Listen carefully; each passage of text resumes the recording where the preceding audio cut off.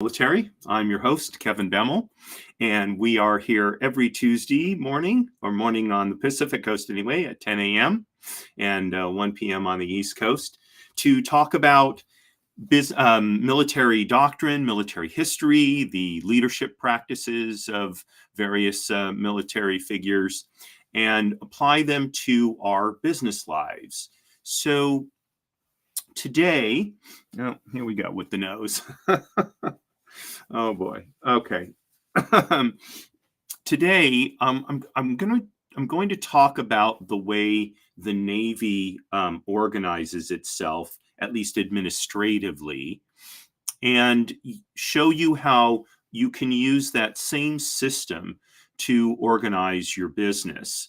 Now, this Navy organization is relatively new to the Navy. It's a post-World War II innovation, if you will. And the other services have adopted a somewhat similar system, which I'll talk about when we get to the PowerPoint. The main thing is this system has evolved over time, and the sort of modular nature of it, I think, is what makes it particularly useful in the business world, because as a business grows and changes and develops, as technology changes, etc., I think we need to be able to reorganize our organizations as efficiently as possible in order to keep up with what's happening in the marketplace. So let's go ahead and bring up our PowerPoint. Okay, so organize your business the Navy way. That's what we're dealing with here today. And as is the case with all of the Way to Wow shows, everything we do revolves around the 3 pillars of attainment. We're going to really be dealing with the finances realm of the pursuits pillar today. I mean, it'll touch on some of the relationships realms with respect to friends and colleagues, but really that's of a much less important nature today. Okay, so when we talk about the Navy, you'll hear this term OPNAV. So it stands for Naval Operations. Why they made it OPNAV as opposed to NAVOP, don't ask me. Maybe OPNAV is easier to perceive. Who knows? So the Navy, again, as is true of the other branches of the military, essentially has 2 main parts. So there's the recruiting, training, and preparation part, and there's the combat part. I shouldn't use the word part. I should use aspect.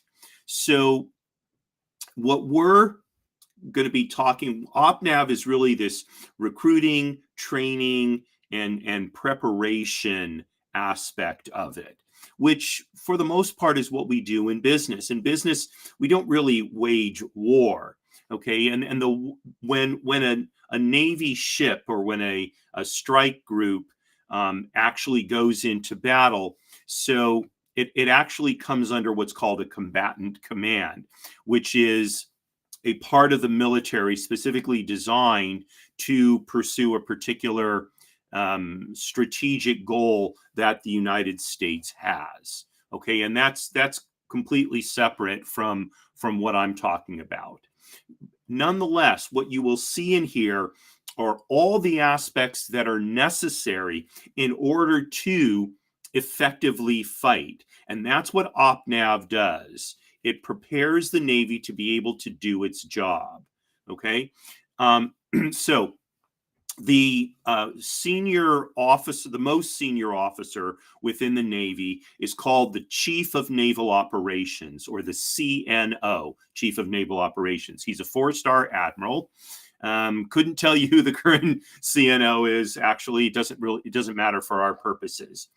And then there's what's known as a DCNO, a Deputy Chief of Naval Operations, for each one of these segments, I'll call them, okay? And in sort of Navy parlance, they're called N shops. And that's because each one begins with the letter N. All right. Now, in the Army, they're called G shops. Now, you might say, well, how come they aren't called A shops? I don't know why the Army used the letter G. I suspect it's because the G shops are run by generals, right? So in the Army, the senior uniformed person in the Army is called the Chief of Staff, and then you have deputy chiefs of staff running the particular G shops. In the Air Force, you have A shops. So the Army already had G, I guess, and so the Air Force said, "Well, we're the Air Force," so they use the designations A shops. Interestingly enough, the Marine Corps doesn't use a similar designation. So you have the Commandant of the Marine Corps, the most senior uniformed member of the Corps, and then you have deputy commandants of the Marine Corps, and so on down. But what you would find is the Marine Corps has a similar structure. They just don't use a letter designation for them. Okay, so talking about the N shops, you're going to see, we're going to look at how they're organized and what they do. Now, hopefully you find it as interesting as I do that the N1 shop, the number one shop, if you will, is manpower, personnel, training, and education. So, and this is true, by the way, of all of the branches. The G1, the A1, it's manpower, it's people. In other words, it's recruiting people and making sure they're ready to do their jobs. That's the number one task of OPNAV. It's the number one task of all the branches of the military. And for our businesses, it should be the number one task as well. All right. In the end, even if we're a solo entrepreneur or whatever that term is, we're a one-person business. If we don't know what we're doing, we're not well trained and well educated in our field, we're not going to be successful. We can sell all we want of our services, but we're not going to be able to perform well, and our business is going to fall apart. And that isn't to say that sales and marketing isn't important. Of course it is. But without the right personnel who have the right training and education, our organizations are going to go nowhere, just like in the military. So this is why this is N1. Okay, N2, N6 in the Navy deals with information warfare, director of naval intelligence. In other words, it's the intelligence gathering apparatus within the Navy. Now, you'll notice in some cases there's a single N shop designation. In other cases, there's a dual one. So over the years, N2 and N6 while they started out separately, they were merged because they had a similar enough function, number one, and number two, the Navy didn't need a whole separate bureaucracy basically for each one of these functions. So N2 and N6 were merged together. Okay, and I did a whole series of shows last year on intelligence, how to apply military intelligence to your businesses. So I invite you to go to our YouTube channel at youtube.com/@thewaytowwow. You can look up those and you can see how intelligence relates to how military intelligence relates to the business world. All right. Next is N3 and N5. And again, originally these were separate N shops. They were merged together. N3 was originally plans and operations. N5 was strategy. And you can see why it makes sense to actually put them together. Now, why they didn't just, merge N5 and N3 and make it overall N3, that I can't tell you. I think it's because this allows the Navy to maintain greater flexibility. So at some point, there might be a reason to split strategy back off. And so if they do that, they just Give it its, they just make N5 separate from N3 again. All right, next. Excuse me. So N4 is installations and logistics. All right. And so installations are the land-based part of the Navy, naval bases. So you've got Naval Base San Diego, for example. You've got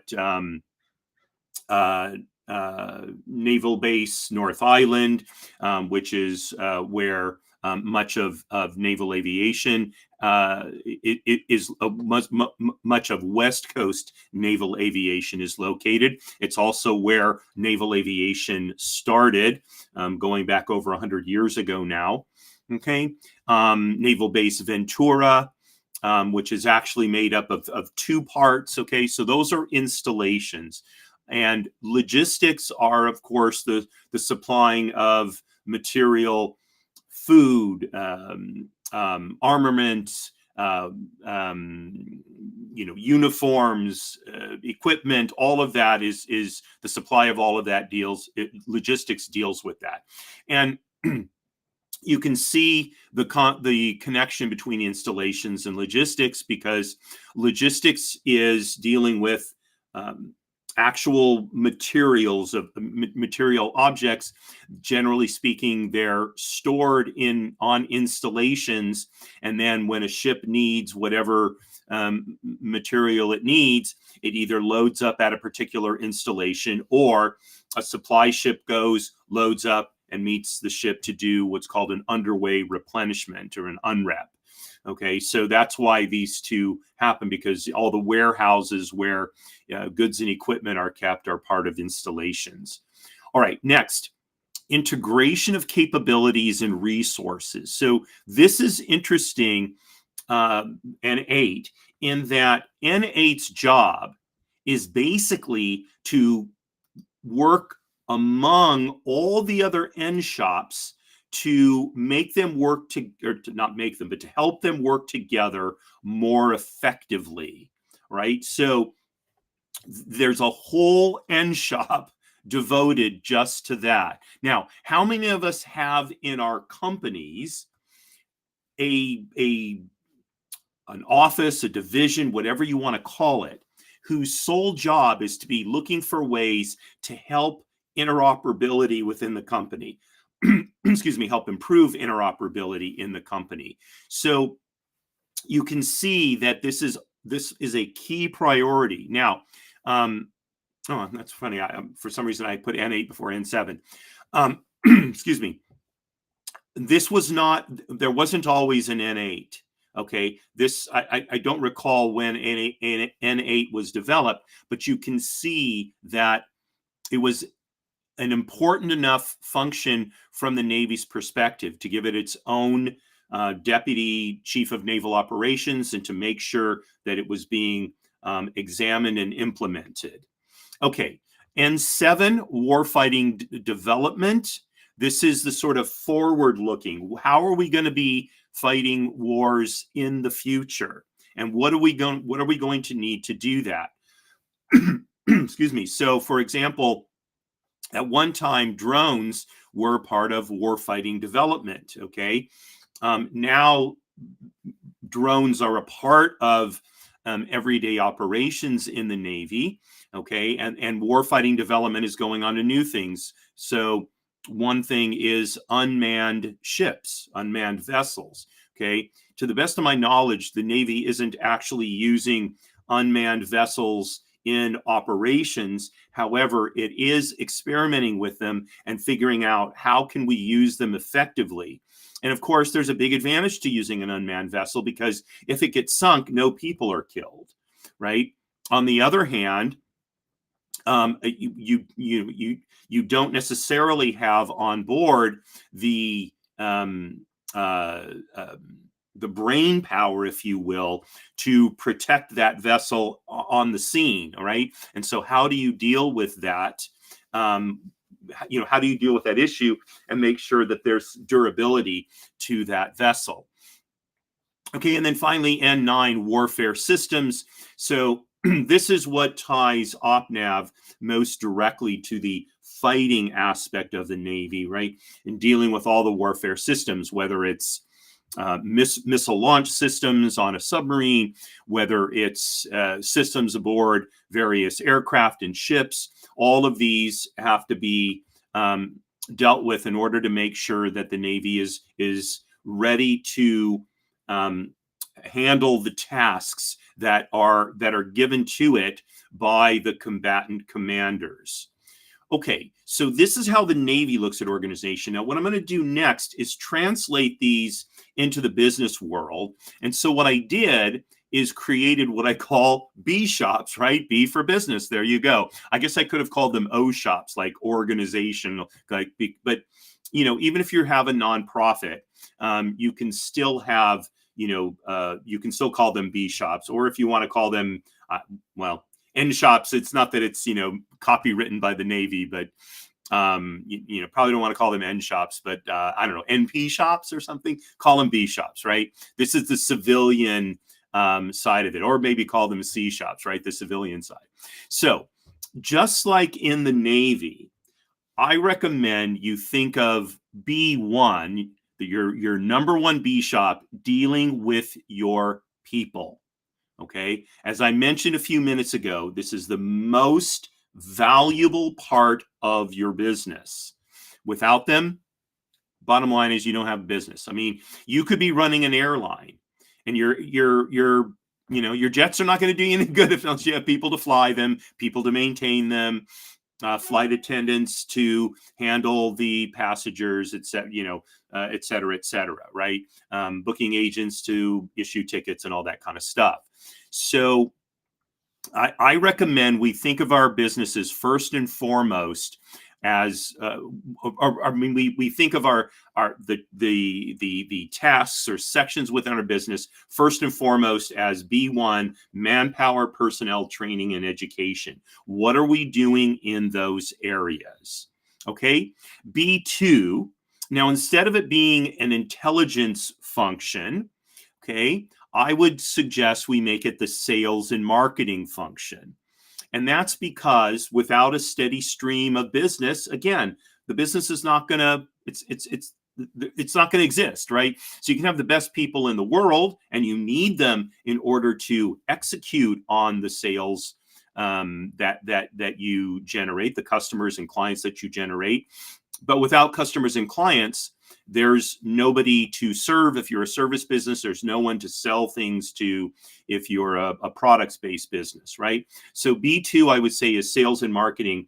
And while intelligence is not solely a sales and marketing function, as I talked about last year, there is a large part of the gathering of intelligence is going to deal with how you handle your sales and marketing vis-a-vis understanding your potential clients and customers, understanding your competition, understanding the marketplace. All of those, we need to gather intelligence on them and then figure out, okay, so based on current market conditions, who it is we want to attract as clients and customers, and what our competition is doing. So how are we then going to work our sales and marketing?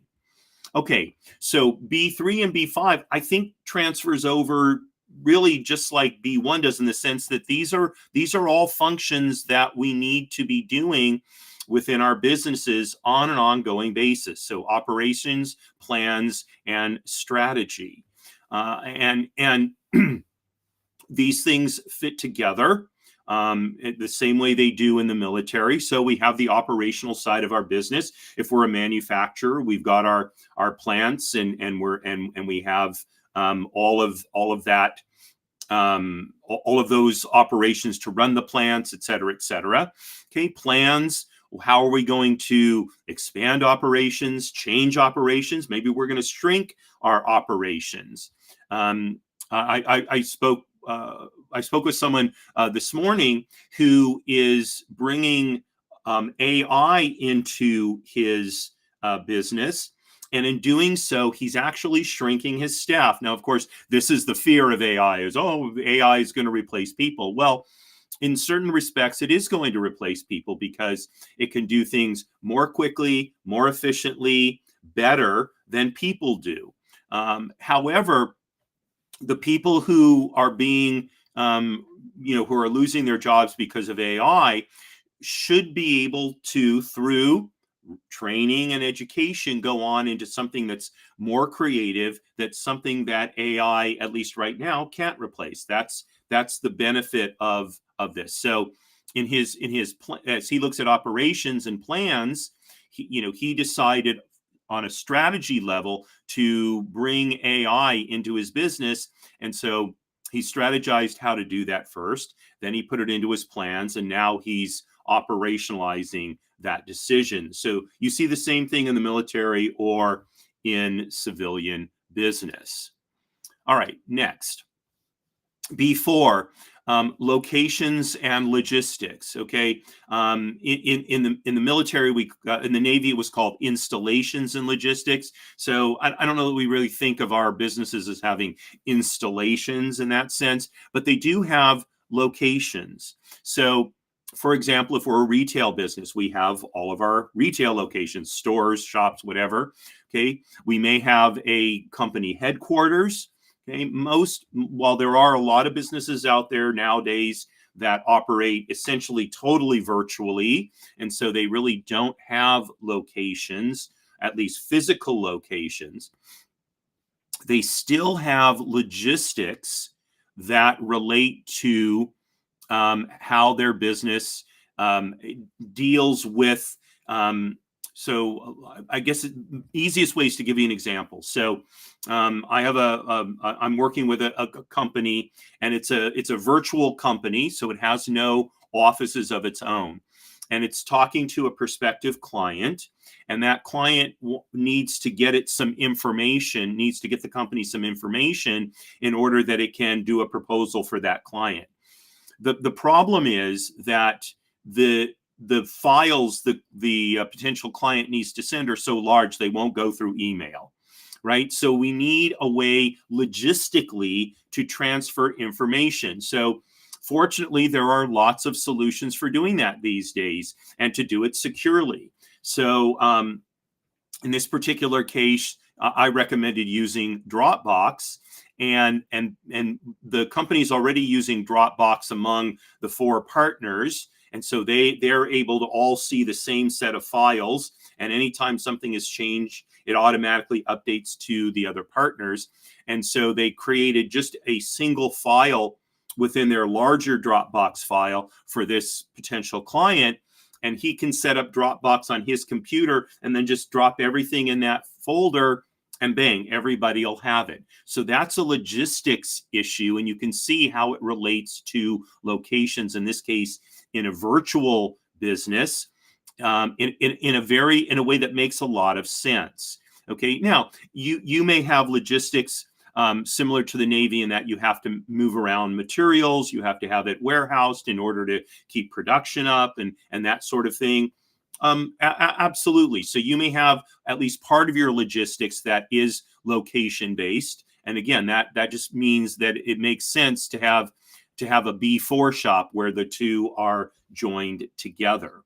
All right, B8, integration of capabilities and resources. So I think one of the challenges that we have in businesses is the sort of siloing of different parts of our businesses. So I'm gonna go slightly outside of what we've talked about so far, but you see this in particular when one company acquires another and needs to integrate those two companies and take advantage of the economies of scale, the synergies, etc. Right? Oftentimes there will be some kind of integration team to look at those issues and figure out how to make them happen, right? So why is that relegated only to a time when two separate organizations are merging into one organization? Well, it's obviously a great idea in that situation. Within our own organizations, we still have a tendency to silo. People they sort of set out their territory and they try and keep other people out of it. Most of the time, if not all the time, that's counterproductive to our businesses, because the more the different parts of our businesses work together, the better it is. It raises the tide for everybody. So the idea of having an integration of capabilities and resources part of your business, a B8 shop, I think makes a lot of sense. Now, you could argue, well, isn't this the job of the CEO? Well, yes, it is. But of course, all of these are the job of the CEO. And while the CEO in a particular organization, it may be that the most important role the CEO can play is integration of capabilities and resources. That doesn't mean that that the CEO can do it all on his own. So let's take an example that's been in the news, unfortunately for the company, quite a bit over the last several years. Boeing. So Boeing is one of the two big commercial aircraft manufacturers in the world. And they've had quite a few problems with their 737 MAX planes.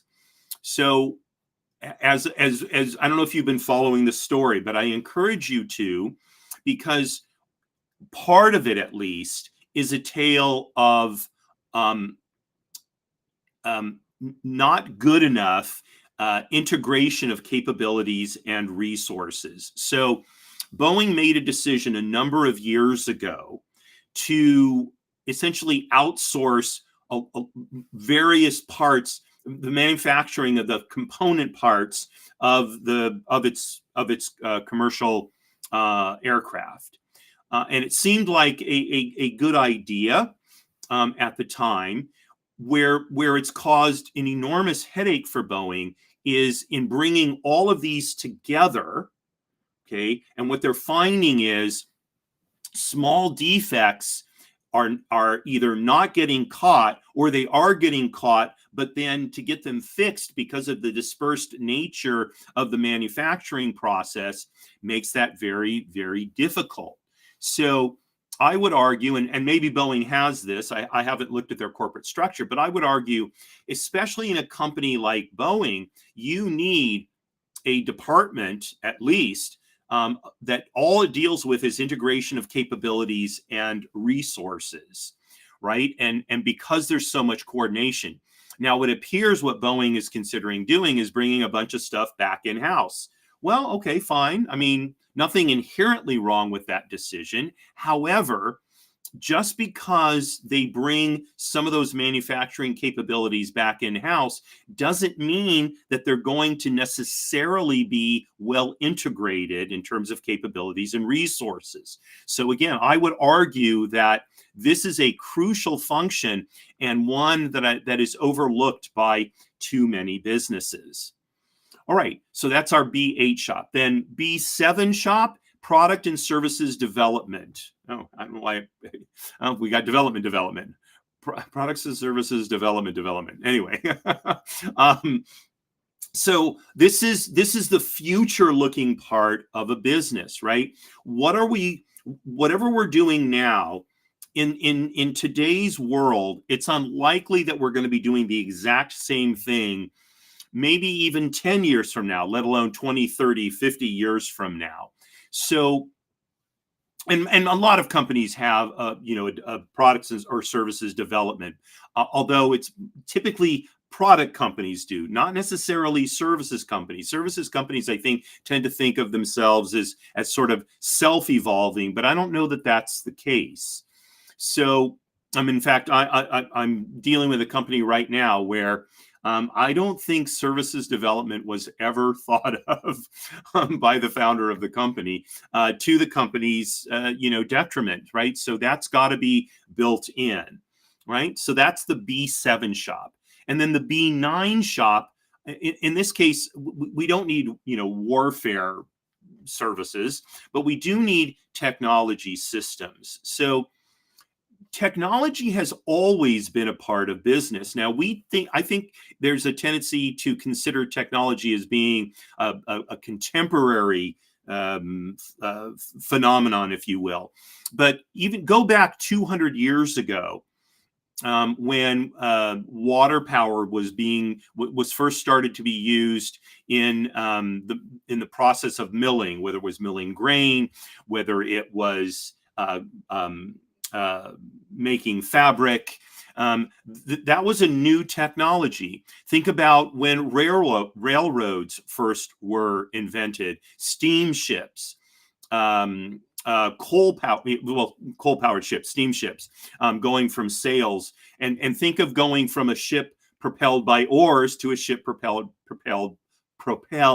by sails, right? These were all technological changes. The printing press was a technological change, right? So technology as a function, as a driver of change in business has been around for thousands of years. All right.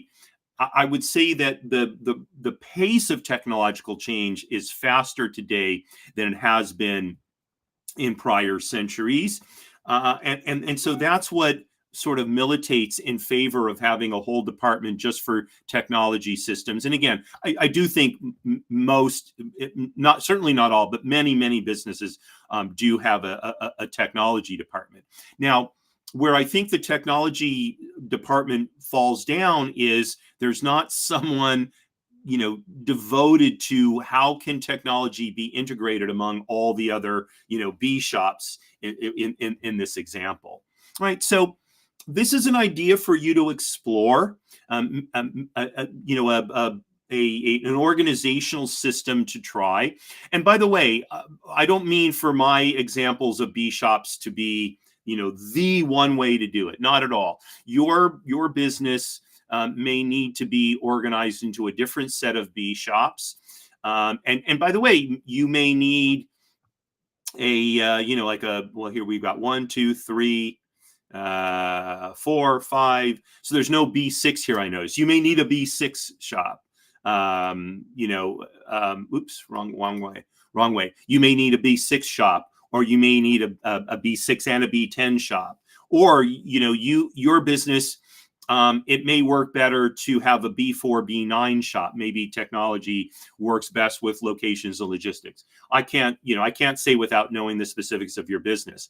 What I will say is the modular nature of this, if adopted, will make it easier for you to evolve your business over time and keep it vital and relevant in the marketplace. All right, so that's what I have for you today. These links will all be in the show notes in case you have any questions, thoughts, comments. Feel free to share them on social media. If you've got something that's private, you can always email me. And here's the legal stuff. Okay, we'll close this down. And that's our show for today. I hope you'll consider at least playing around with some of these ideas. There's a reason why they exist in the military and why they developed the way they did. And look, in the military, of course, lives can be at stake, and so we need to be at the forefront of making sure things work. Would that be the case always? So, for example, the Marine Corps right now has adopted a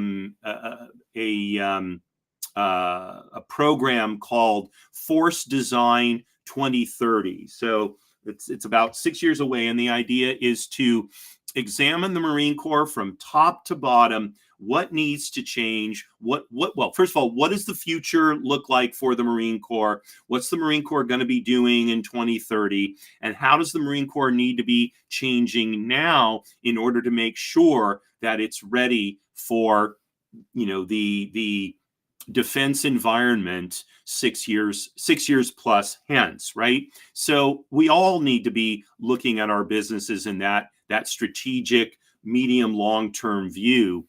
And this system will help give us the underpinnings to do that. So thank you very much for joining me today. I appreciate you tuning in. Tomorrow at 10 a.m. Pacific time is my show, People Making Money. And I'm going to be showing you how to create the entity for your business. I'm going to be looking at a sole proprietorship, an LLC, and a corporation. And for most of us, given the tools that are available, we can do all that ourselves. Whereas, 10, 15 years ago, we might have had to have paid a lawyer, $2,000, $3,000, $5,000 to do this. These days, I don't think you really need to do that unless you're doing something very specialized, and then you may need to just get some legal advice, but you can still probably do the basic work yourself. So I hope you'll tune in tomorrow, again, 10 a.m. Pacific time for that show. And then starting next week on Monday at 10 a.m., Trust and Estates Weekly, I'm having a guest. So hope you'll tune in for that, and we'll be back again a week from today for the next edition of Business Lessons from the Military. Again, thank you for joining me. Always good to have you on board. And signing off, as I always do, Marie, you're my belle.